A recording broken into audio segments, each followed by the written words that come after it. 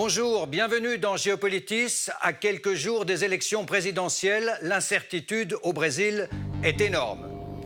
Le candidat de l'extrême droite est toujours le favori du premier tour. Jair Bolsonaro avait été poignardé dans un meeting au début du mois de septembre.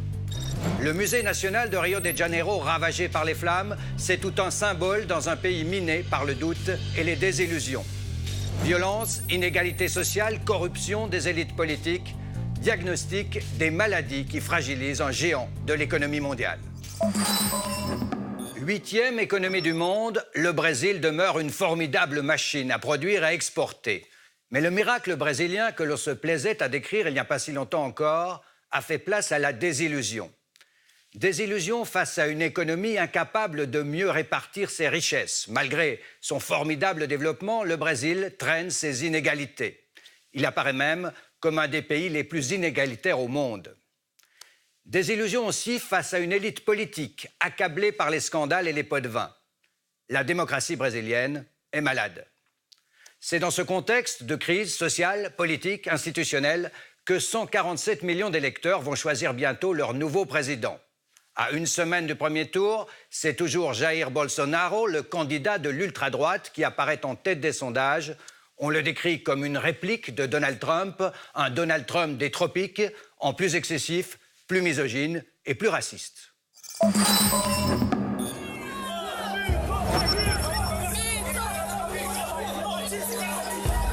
Le 6 septembre, le candidat d'extrême droite Jair Bolsonaro est poignardé lors d'un bain de foule dans le sud-est du Brésil. Touché au ventre, il est opéré plusieurs fois et poursuit sa campagne depuis son lit d'hôpital. La grande préoccupation n'est pas vraiment de perdre à l'élection, c'est de perdre à cause de la fraude. Perdre n'est pour l'instant pas ce qui se profile pour celui qui fait la course en tête des sondages. Sa popularité ne cesse de grandir depuis son agression. Le candidat est pourtant bien loin de faire l'unanimité au Brésil. En 30 ans de carrière politique, il s'illustre volontiers dans les postures les plus polémiques, comme lors de cette altercation avec la députée au Congrès Maria do Rosario en 2003. Je suis un violeur maintenant. Je ne vous violerai même pas parce que vous ne le méritez pas. Bolsonaro est un partisan de la manière forte. Ancien capitaine de l'armée de terre, il ne cache pas sa nostalgie de la dictature militaire des années 60-80. Je veux une police civile et militaire qui défende le peuple et qui tire pour tuer. Des positions ultra-conservatrices et populistes qui semblent en tout cas capter une partie de l'électorat. À quelques jours du premier tour, les sondages donnent Jair Bolsonaro en tête des intentions de vote, devant le travailliste Fernando Haddad, le centriste Ciro Gomes, l'ultra-catholique Geraldo Alckmin et la candidate écologiste Marina Silva. C'est donc l'ancien maire de Sao Paulo, son plus sérieux concurrent. Fernando Haddad ne cesse de grignoter des points depuis qu'il a été officiellement désigné comme le remplaçant de Lula. Nous allons gagner cette élection au nom de Lula, du Parti des travailleurs, du Parti communiste, des organisations sociales, au nom du Brésil, car le Brésil mérite cette victoire. L'ex-président Lula purge une peine de 12 ans de prison. Il n'a pas échappé au Lava Jato, le grand nettoyage anticorruption mené par la justice. Bonjour Jamil Chad. Bonjour. Vous êtes journaliste, correspondant ici à Genève, auprès des Nations Unies, pour le grand journal de Sao Paulo, O Estado de Sao Paulo. Expliquez-moi ce qui se passe au Brésil, Jamil. Comment les Brésiliens, qui ont fait triompher 2 fois Lula et puis Dilma Rousseff, pourraient porter aujourd'hui au pouvoir un candidat de l'extrême droite? Bon, c'est vraiment un des pires moments de la démocratie brésilienne, ça c'est sûr. Mais on doit expliquer, on doit comprendre ça par rapport aux 4 aux 5 dernières années. Un moment très particulier, d'abord d'une grande désillusion par rapport à la société, mais aussi une haine très forte vers la classe politique. Au même moment, on a eu une récession très forte, 7% du PIB était disparu, on a 13 millions de chômeurs à ce moment, et en même temps, on a les révélations de tout un scandale politique de corruption qui a pillé le pays. Donc, tout ça, on doit comprendre dans un autre contexte, un contexte d'un pays très loin du carnaval et de la beauté, un pays très violent, très injuste, très raciste et avec beaucoup de problèmes encore pour résoudre. Qui est Jair Bolsonaro? On le décrit parfois comme un Trump des tropiques, mais c'est un peu différent quand même. C'est un peu différent, mais ce contexte que je viens d'expliquer explique aussi l'apparition d'un populiste comme ça. Ce n'est pas dans une situation de normalité que je voulais dire qu'il vient. C'est vraiment dans un contexte spécifique. Maintenant, par rapport à Trump, non, ce n'est pas un Trump. Trump disait qu'il venait pour casser la structure du pouvoir. Bolsonaro utilise les mêmes mots, les mêmes gestes, mais il est le système, il fait partie du système. Ça fait 20 ans. Hein, il est membre du Congrès brésilien, du Parlement brésilien. Ses enfants sont déjà dans la politique. Il est finalement un politique traditionnel qui était là. Pas seulement là, il est un parasite aussi du système parce que lui, et ça, les chiffres montrent, c'est un des députés qui ont moins fait pendant 20 ans. En même temps, quelqu'un qui dit qu'il va tout changer. Et puis son principal challenger, celui qui a remplacé Lula, Fernando Haddad, c'est aussi un vieux routier de la politique. C'est vrai, finalement, quelqu'un qui était le maire de São Paulo a perdu les élections pour la réélection à São Paulo et qui est quelqu'un très, très lié à Lula à ce moment. Peut-être ça va le coûter très cher parce qu'il y a une partie de la population brésilienne qui ne veut pas le retour soit de Lula ou de l'image de Lula, ou même quelqu'un qui peut ressembler à Lula. Donc il y a à ce moment une société très divisée. On est évidemment frappé ici en Europe de la violence physique et la violence verbale de cette campagne. Oui, la violence, comme vous avez vu déjà, ce n'est pas une question seulement de la politique. Dans la politique, il y a une autre dimension, c'est la dimension de la violence vers la démocratie. Et ça, c'est la partie plus dangereuse de cette histoire. Il y a au moins deux explications pour ça. D'abord, l'impunité. Ça, c'est un caractère très fort aujourd'hui de la société brésilienne. Mais aussi, il y a le fait que plusieurs partis politiques, de gauche et de droite, ont utilisé la haine comme un instrument pour arriver au pouvoir. Cette haine, aujourd'hui, retourne vers ces mêmes partis politiques. Lula, évidemment, c'est le grand absent de cette campagne. Est-ce qu'il est, selon vous, coupable des accusations qui lui valent d'avoir été condamné à 12 ans de prison? Bon, il y a un recours encore à la Cour suprême. On va attendre cette décision. Mais la situation c'est un peu plus complexe que seulement la situation d'une personne, d'un parti politique. On a vu, par exemple, dans le parti de Lula, le PT, plusieurs ex-ministres qui déjà reconnus des choses très graves, de corruption, de crimes vraiment très graves. On a aussi, de notre côté, la droite qui aussi a beaucoup de problèmes et ce gouvernement à ce moment aussi. Tous ces partis reviennent à la scène politique presque comme si rien n'était. Et ça, c'est très frappant. Est-ce que le Brésil a rêvé à l'époque de Lula? Est-ce qu'il a été déconnecté de la réalité en quelque sorte? Oui. Peut-être ça c'est de la grande faute de tout ce chemin, de cette histoire, le fait qu'on a cru qu'on était là déjà, qu'on avait déjà arrivé, que les problèmes de 500 ans d'esclavage, de colonialisme étaient déjà solutionnés. En réalité, c'est le fait qu'on était seulement au début d'un long chemin. Mais on rêvait, on a eu la découverte du pétrole, la Coupe du Monde, les Jeux Olympiques, 30 millions de personnes qui sortent de la pauvreté. Tout ça a donné une sens de... Bon, c'est fini. C'était un début, en fait. C'était le début. C'était le début qu'on a peut-être... et c'est une erreur de parti qui était au pouvoir à ce moment, d'avoir passé le message qu'on était déjà là. Arrivé. On n'était pas. Avant d'aller plus loin, Jamil, je vous propose ce sujet qui fait un rapide diagnostic de toutes les maladies de la société et de la démocratie brésilienne. On se retrouve juste après.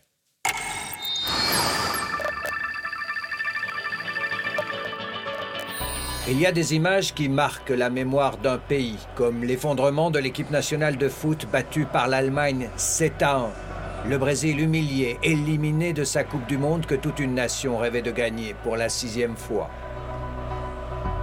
L'incendie qui a détruit le musée national de Rio de Janeiro début septembre s'inscrit dans la même symbolique. Le Museu Nacional était d'un des plus prestigieux de toute l'Amérique latine. Le feu a tout ravagé. Les pompiers n'ont rien pu faire, il n'y avait pas de système d'extinction automatique. Une partie de la mémoire du Brésil anéantie. Dès le lendemain, des manifestants dénonçaient l'incurie des autorités. Le budget du musée avait été amputé. Il ne représentait qu'un tiers à peine de ce que les parlementaires fédéraux disposent pour l'entretien de leurs voitures.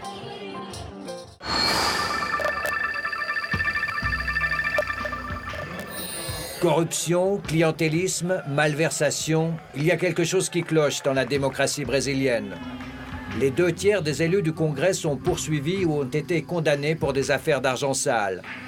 Ce sont eux pourtant qui ont voté la destitution de Dilma Rousseff au terme d'un psychodrame dont seul le Brésil a le secret. Pelo meu país, por Deus, por minha família, pelas famílias, pelas pessoas de bem, meu voto é sim, fora Dilma, fora Lula, fora o PT. L'ancien président Lula, héros des classes défavorisées, a dû renoncer à être une nouvelle fois candidat. Il purge une peine de 12 ans de prison, éclaboussé lui aussi par les scandales. Le président sortant, Michel Temer, est inéligible, convaincu de malversation lors de sa campagne électorale. Aucun des grands partis brésiliens n'échappe au scandale.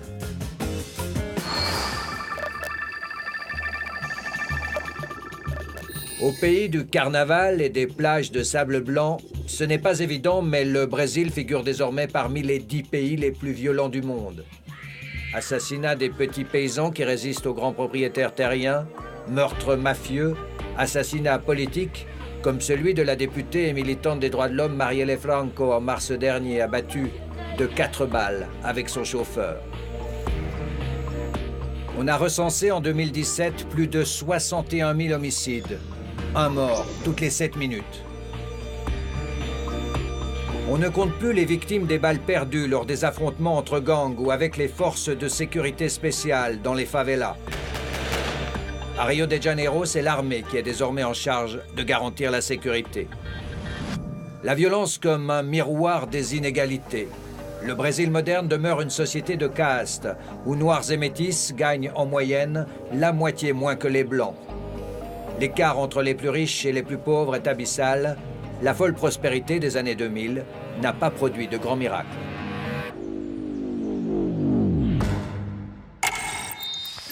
Jamil Chad, est-ce que la démocratie est en danger dans votre pays, le Brésil? Oui, et c'est très clair par rapport les discours qui sont prononcés pendant cette campagne électorale, des discours qui nient le fait qu'il y avait une dictature pour presque 25 ans au pays. J'étais moi-même un chercheur de la Commission de la vérité. C'est très dur d'écouter ça quand on a toutes les preuves, bien sûr, qui sont là. Mais aussi, on a des candidats qui, par exemple, parlent de refaire la Constitution sans consulter le peuple. Donc, il y a des gestes, des signes très forts qui mettent la démocratie en danger. Ce n'est pas les seuls, ce n'est pas seulement les candidats, mais c'est très dangereux à ce moment. On dit que le système parlementaire brésilien est accaparé par des lobbies, par des groupes d'intérêt. Et on parle souvent des 3B. Expliquez-moi ce que sont ces 3B. Alors, il y a le BAF. BAF, la Bible et la balle. Sont 3 gros groupes dans le Parlement brésilien. Un Parlement de presque 520-517 députés. 327 entre eux sont de ce groupe-là et qui sont absolument détachés de la représentation populaire. Et finalement, ils représentent ses intérêts. Le bœuf, l'agroalimentaire... C'est la grande industrie agroalimentaire. Le plus grand exportateur du pays. Donc, il y a un pouvoir économique, un pouvoir politique aussi. Vous avez les évangéliques qui aussi sont là parce qu'ils sont dans chaque banlieue de chaque ville du pays. Mais ils répondent à une logique totalement différente. Et vous avez aussi les représentants des armes. Ouais, la bala. La bala. Donc, les partisans de la manière forte pour réduire la sécurité, etc. Voilà, et qui aussi représente le secteur économique qui, bien sûr, vend tout ça. Donc, on a ce détachement entre la société et le Parlement. C'est très dangereux parce que, bien sûr, on ne sent pas qu'il y a une représentation effective du peuple. Et est-ce que la présence de ces groupes d'intérêt explique le clientélisme et quelque part aussi le système de corruption qu'on a découvert au Brésil? Oui, parce que finalement, il y a une logique derrière qui c'est de donner une réponse à ses propres intérêts et pas à l'intérêt de la population ou pas à l'intérêt de ceux qui ont voté pour eux. On doit se rappeler, au Brésil, c'est obligatoire, le vote. Le vote, c'est obligatoire. Ça veut dire on vote même si on ne veut pas, même si on n'a pas un candidat. Et dans ce contexte-là, c'est très difficile après de suivre, de faire pression politique, d'avoir un système d'accountability, qu'on puisse après savoir qu'est-ce qu'un député a fait. Donc, oui, le clientélisme, c'est une des grandes tragédies, je pourrais dire, de la démocratie brésilienne à ce moment. Est-ce que les Brésiliens votent pour une personnalité? Est-ce qu'ils votent plutôt pour un programme et un parti? Plutôt pour des personnalités, des héros. C'est pour ça que peut-être Bolsonaro est tellement fort à ce moment. Il représente quelque chose, il ne représente pas un projet politique. Il y a aussi un manque de loyauté totale entre les politiciens et les partis politiques. Ils changent de parti très souvent. Ça veut dire que les partis, finalement, ou les projets sont seulement des instruments pour arriver au pouvoir. Alors, ce sera ma dernière question. Est-ce que le Brésil peut sortir de cette crise politique, institutionnelle, sociale? Est-ce que vous êtes confiant pour l'avenir de votre pays? Ça va être très dur. L'élection n'est pas la solution à ce moment. Seulement, l'élection ne va pas donner la solution pour cette crise. Je crois que les 4 dernières années, c'était des années qui, finalement, on a mis un miroir devant la société brésilienne. Cet miroir a montré une image très moche, finalement, d'un pays qui a un chemin très long à faire. Et peut-être, c'est la grande leçon de ces 4 ans, ou de ces dernières 20 ans, il n'y a pas un raccourci pour le développement. On doit faire chaque pas, chaque moment, chaque construction des institutions, de l'économie et de la société. Il n'y aura pas un raccourci pour arriver là-bas. Merci, Jamil Chad. Merci à vous. C'était un plaisir de vous recevoir sur le plateau de Geopolitis. Merci. La démocratie brésilienne est vacillante, on l'a dit. L'économie peine à se remettre d'une sévère récession. Les déficits publics se creusent. Le Brésil possède pourtant des ressources colossales. Inventaire Kevin Gertsch avec Sébastien Espinosa.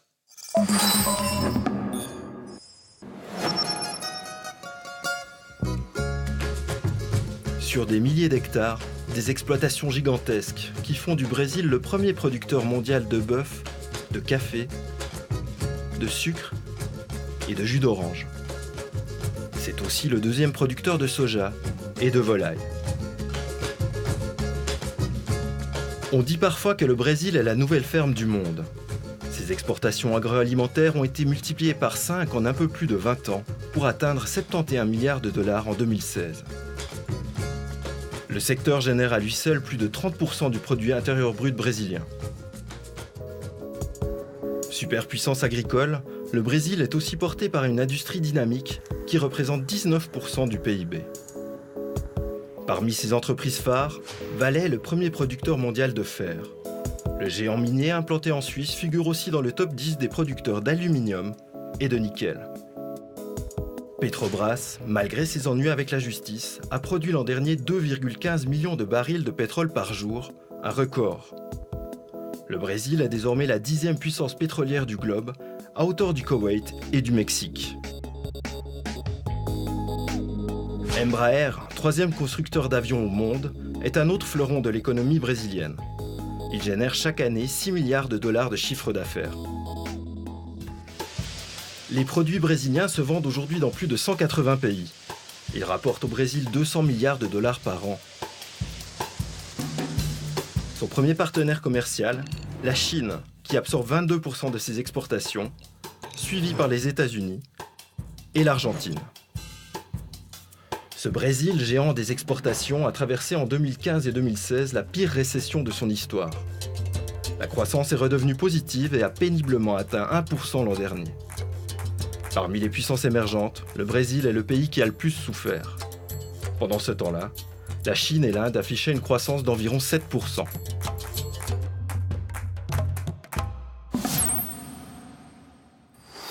Ce jour-là, il y a 16 ans, Luiz Inácio Lula da Silva était porté au pouvoir avec l'appui de 62% des électeurs brésiliens, élu le jour de son 57e anniversaire. C'est notre rubrique Ce jour-là, racontée par Jos van Reding et Cyril Pierre.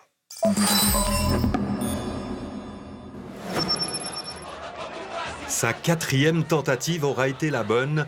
Ce jour-là, le 27 octobre 2002, Lula accède au pouvoir. Et avec lui, le Parti des travailleurs qu'il a fondé 12 ans plus tôt. La gauche triomphante à la tête du pays, une première dans l'histoire du Brésil. Notre victoire, c'est la concrétisation de l'espoir que nous avons accumulé pendant beaucoup d'années dans ce pays.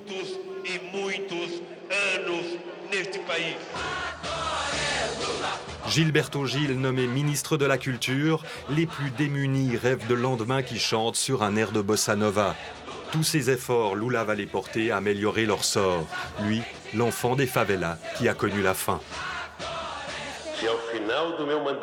Si à la fin de mon mandat, tous les Brésiliens ont la possibilité de prendre leur café le matin, de déjeuner et de dîner, j'aurai accompli la mission de ma vie.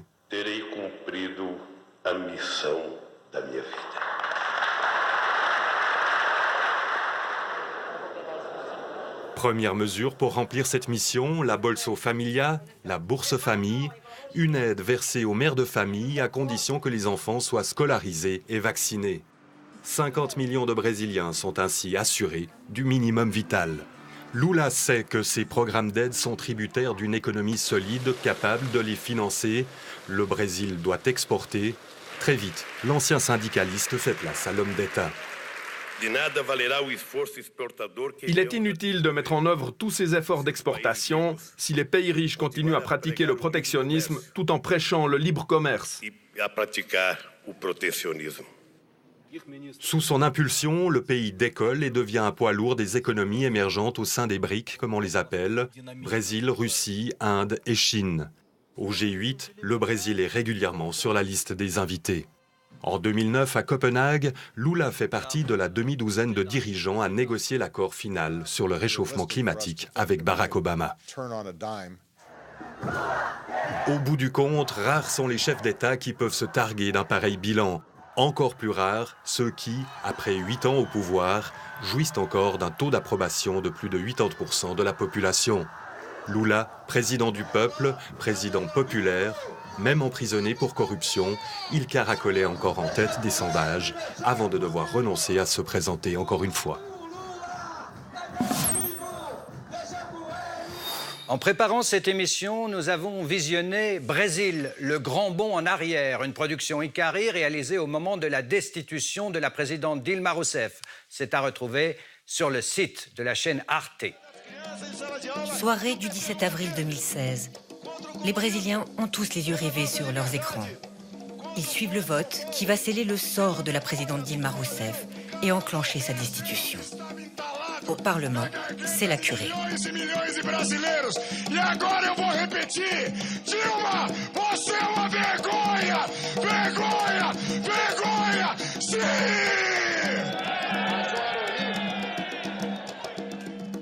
Sur l'assassinat qui a secoué le Brésil en mars dernier, celui de Marielle Franco, militante féministe LGBT issue des favelas, France Culture, les enjeux internationaux, nous proposait l'analyse de Jean-Jacques Kourlianski.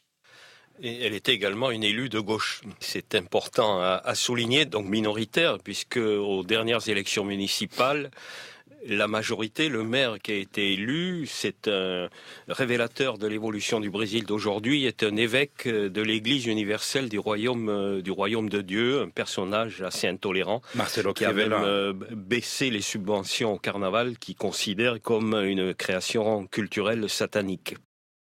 Enfin, les universitaires ne manqueront pas aux presses universitaires d'Oxford, Politics of Latin America, avec son chapitre sur le Brésil. La nation de tous les superlatifs, relève l'auteur en conclusion, mais la question est de savoir si le pays est en mesure de poursuivre ses réformes démocratiques et économiques. C'est la Palestine qui sera au sommaire de Géopolitis la semaine prochaine avec cette question: un État palestinien est-il encore possible? Géopolitis vous est proposé par la RTS et TV5 Monde. Excellente semaine à vous tous. À bientôt.